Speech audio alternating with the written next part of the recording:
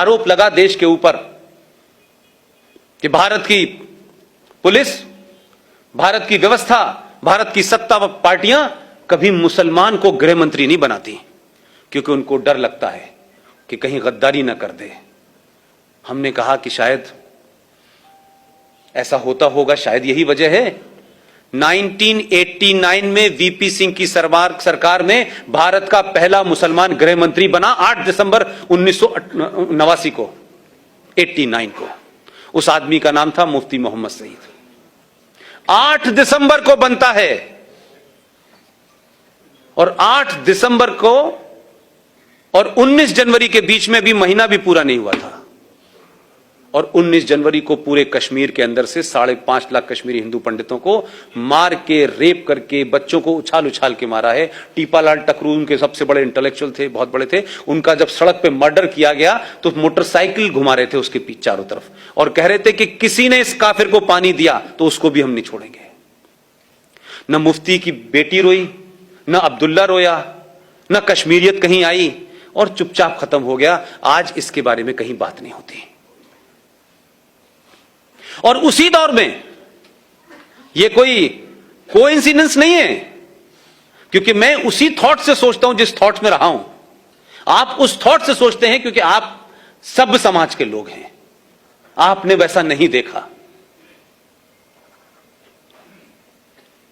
उसी दरमियान भारत के गृह मंत्री की बेटी का अपहरण हो गया।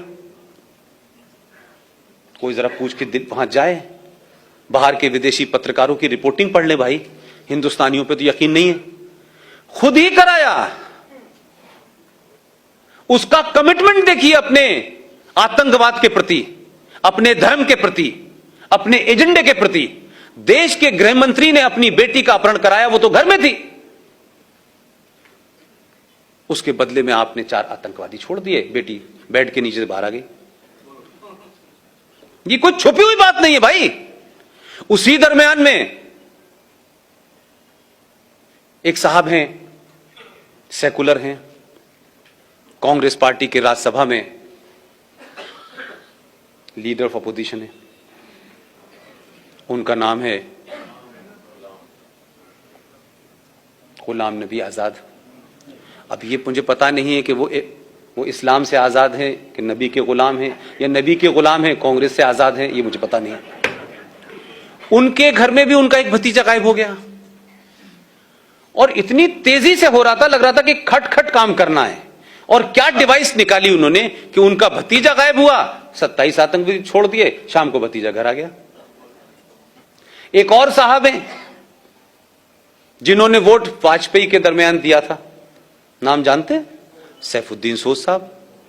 उनकी भतीजी गायब हो गई। ये ऐसे लग रहा था कि सबका एजेंडा कितना खूबसूरत है।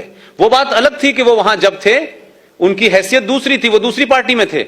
उसके बदले में भी 7 लोगों को छोड़ दिया आपने। तो पहला इस देश के अंदर अगर हम ये कहें कि इंटरनेशनल टेररिज्म जो है वो भारत में कैसे पनपा, उसके लिए जिम्मेदार भारत का ये पहला मुसलमान गृह मंत्री है। एक घटना हो जाती है, मोदी के दौर में हुई, पूरी दुनिया में छा गई साहब, पूरी दुनिया के अंदर हंगामा हो गया। कोई वीजा रुकवाने चला गया, कोई धरना करने चला गया, कोई प्रदर्शन करने चला गया, लेकिन 5 लाख हिंदू अपने ही देश में शरणार्थी हैं। दिल्ली की सड़कों पे, दिल्ली हाट के सामने कोई पान की दुकान कर रहा है, कोई चूरन की दुकान कर रहा है, कहां कहां रह रहे हैं, कोई बंगलोर भाग गया, कोई कहीं भाग गया। लेकिन इस देश में कोई बड़ा जुलूस, कोई बड़ा प्रदर्शन, कभी संसद इसके लिए नहीं रही। इसलिए मैं जुडिशरी की भी तरफ आता हूं। अभी कुछ घटनाएं इस देश में हो गई कि किसी ने अखलाक को मार दिया, किसी ने, गोरक्षक ने किसी को मार दिया। ये मैं इसलिए कह रहा हूं कि ये घटनाएं हैं, इसको आप अपने गूगल पे जाके सर्च करें। चंद घटनाएं हुई और चंद गुंडेलों की, और भारत के प्रधानमंत्री ने खड़े होकर कहा कि जो लोग इस तरीके की हरकतें कर रहे हैं वो गुंडे हैं, उनको पकड़ा जाना चाहिए, उन पे केस चलना चाहिए।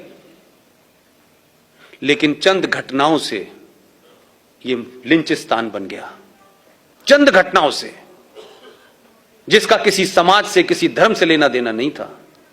यहां भी समझ में आता है, सुप्रीम कोर्ट की बैनर हेडलाइन खबर थी, बैनर हेडलाइन खबर थी, we will not accept this lynching government should take immediate and drastic action. इसी हिंदुस्तान के अंदर 1984 में दिल्ली के अंदर लुटियन दिल्ली में, जहां राष्ट्रपति, प्रधानमंत्री, सारी सत्ताएं के सबका पावर है, वहां 3,500 सिखों को दौड़ा दौड़ा कर मारा, सड़कों पे मारा, गले में टायर डाल के मारा, बच्चों को उछाल उछाल के मारा, बॉक्स में जो लोग छुप गए थे उस बॉक्स में आग लगा के मारा। भाई साहब, सुप्रीम कोर्ट ने कभी नहीं कहा कि इस देश में अगर मॉब लिंचिंग पहली हुई थी तो वो तो ये थी, कभी नहीं बोली। 3.5 लाख और 5 लाख कश्मीरी हिंदू पंडितों के साथ किया, वो मॉब लिंचिंग नहीं थी। लेकिन सुप्रीम कोर्ट का पाखंड और ड्रामा देखिए कि सुप्रीम कोर्ट क्या कर रही है। सुप्रीम कोर्ट भारत की सेनाओं को डायरेक्शन दे रही है। क्या डायरेक्शन है साहब? कि देखिए, आप जब आतंकवादी से लड़ें तो ये जो पीछे जो आपके देशभक्त लोग हैं, जो आप पे पत्थर मारते हैं, क्योंकि भटके हुए लोगों ने पता नहीं पत्थर कहां मारना था, तो गलती से आप पे मार रहे हैं, लिहाजा आप इन पे गोली ना चलाएं, आप इनके ऊपर प्लास्टिक की गोली चलाएं। सेना का एक आदमी विदेशी आतंकवादियों से लड़ रहा है, उसका मुंह इधर है, फिर वो अपनी बंदूक से प्लास्टिक की गोली डाले, फिर इधर चलाए।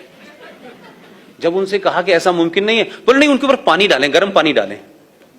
तो वो पहाड़ों में पहले टैंक लेके जाए अपने कंधे पे कि पहले मतलब मानसिक दिवालियापन है इस देश के अंदर यार। वही कहता है कि गर्म पानी डालो, ठंडा पानी डालो, प्लास्टिक डालो, और इतनी चिंता होती है कि बाकायदा प्लास्टिक की गोलियों की नपाई इंची टेप से करने लगता है सुप्रीम कोर्ट। सुप्रीम कोर्ट को इस बात की चिंता है कि मुंबई की दही हांडी की लंबाई कितनी है भाई, ये ज्यादा हो गई आधी इंच तो भाई साहब पे केस चलेगा। महाकाल पे पानी कैसे चढ़ेगा, आधा किलो चढ़े, 250 ग्राम चढ़े। लेकिन इसी सुप्रीम कोर्ट ने दिल्ली से सटा हुआ एक 40 किलोमीटर की दूरी पर एक जगह है, एक आदमी, वो गलत था सही था यह विषय नहीं है, वो किसी गलत काम में पकड़ा गया, यह बात अलग है कि वो भी वही सब कर रहा था। अगर 1400 साल पहले टेलीविजन होता तो तब भी यही हो रहा था। तो सुप्रीम कोर्ट ने हुआ क्या कि जब आपने कहा कि राम रहीम का ये जो पूरा इसका वो बना हुआ है, इसको ध्वस्त करना है और यहां बड़ी गंदगी हो रही है, बड़ी मारकाट हो रही है, तो सुप्रीम कोर्ट की बात सुनने से पहले आप ये देखिए कि मात्र दिल्ली से 40 किलोमीटर जो एनसीआर का इलाका है जहां सत्ता चलती है, आपने उन लोग जो उस राम रहीम के चाहने वाले थे, राम रहीम गलत था सही था यह विषय नहीं है मेरा, लेकिन राम रहीम के चाहने वालों ने पुलिस को उसकी जो बना हुआ था उसका बड़ा सा आश्रम, उसमें जाने से रोका। ना तो उनके हाथ में डंडा था, न AK-47 थी, न वो किसी को मार सकते थे, रोकने का अधिकार था, एक डेमोक्रेसी में रोक रहे थे, वो आपको पूरा अधिकार था। न इस देश में उन पे लाठीचार्ज हुआ, न उनके ऊपर कैनन से पानी डाला गया। डीसीपी ने ऑर्डर दिया, पॉइंट ब्लैंक गोली चली और 34 लोग मर गए। सुप्रीम कोर्ट ने नहीं कहा कि आपको गर्म पानी डालना चाहिए था, आपको पानी नहीं डाला आपने तो आपको केन चलानी चाहिए। सुप्रीम कोर्ट ने कहा ही नहीं कुछ। वो तो भारत की सत्ता के खिलाफ नहीं लड़ रहे थे ना भाई, वो तो हथियार भी नहीं उठाए थे। ये पाखंड है आपके सुप्रीम कोर्ट का। आप उनसे उम्मीद कर रहे हैं कि वो डेट देंगे कि 6 तारीख को अयोध्या की सुनवाई होगी, फिर 6 तारीख को जज आएंगे, फिर जज के पेट में दर्द हो जाएगा, फिर जज चला जाएगा। इसलिए सुप्रीम कोर्ट नहीं, दुनिया की हर ताकत आपको टेक इट फॉर ग्रांटेड लेगी, क्योंकि आप सामूहिक तौर पे के ऊपर अपना गुस्सा नहीं निकालते हैं, आप बोलते नहीं हैं। मैंने इसीलिए कहा कि इस देश की मुख्यमंत्री कह सकती है ये बात। मुझे और आपको किसने रोका है? कंटेम्प्ट ऑफ कोर्ट होगा, ठीक है, कंटेम्प्ट ऑफ कोर्ट होगा, करें। 5, 10, 20, 50 लाख लोगों पे करेंगे, करिए।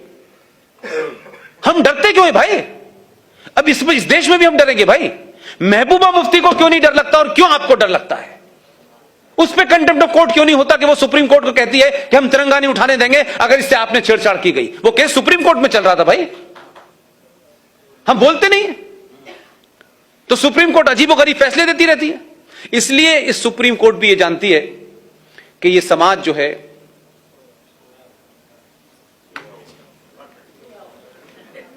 ये बात अलग है कि आप जाग गए, बाकी तो सो ही रहे ना। आपने जगाने भेजा इसे, वो चौकीदारी करके सीटी बजा बजा के जगा रहा है, लेकिन समझ नहीं रहे वो लोग कि भाई ये जगा रहा है, समझ में नहीं आ रहा।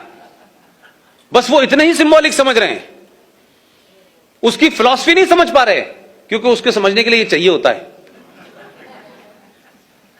मैंने अभी कल परसों के भाषण में कहा, तब लोगों की समझ में आया कि अच्छा ऐसा है। मैंने कहा इसलिए कि आप पढ़ते नहीं हैं, आपको सब चीजें नजर आती हैं जो दिखनी चाहिए, जो नहीं दिख रही वो भी बहुत कुछ बदल रही हैं।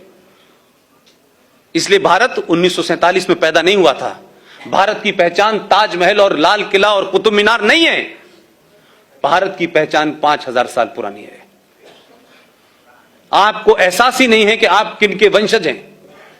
आपके अंदर का पुरुषार्थ समाप्त हो चुका है। आपका आदमी एक कहानी सुना करके पहले मन की बात में लोगों को बताने की कोशिश करता है कि भैया ऐसे समझाओ। मैं प्रधानमंत्री की कुर्सी पर बैठने के बाद इतने ही कह सकता हूं, किसी की समझ में नहीं आ रहा। लोगों ने उसको कहानी सुना जैसे कोई दादी और नानी ने सुना दी हो। 3 बार जब मैंने लोगों से कहा अच्छा साहब ये मतलब था, मैंने कहा भाई साहब ट्यूबलाइट है क्या आप? पहले मन की बात और पहली पार्लियामेंट की स्पीच को सिर्फ पर्पस से सुनिए।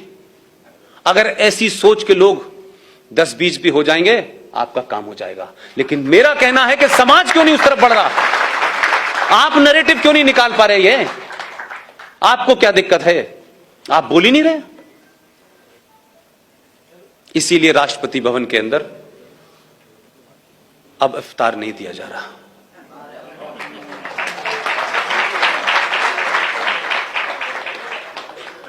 इसीलिए राष्ट्रपति भवन में आने वाले विदेशी मेहमानों को भोज के बाद ताजमहल की जो वो पहचान थी ना भारत की, क्योंकि हम लोग तो वहां ताज से चाय पी रहे थे, हमें क्या पता था ये पहचान भी बन जाएगी। वो दी जा रही थी कि ये भारत की पहचान है हर विदेशी आदमी को। एक कब्र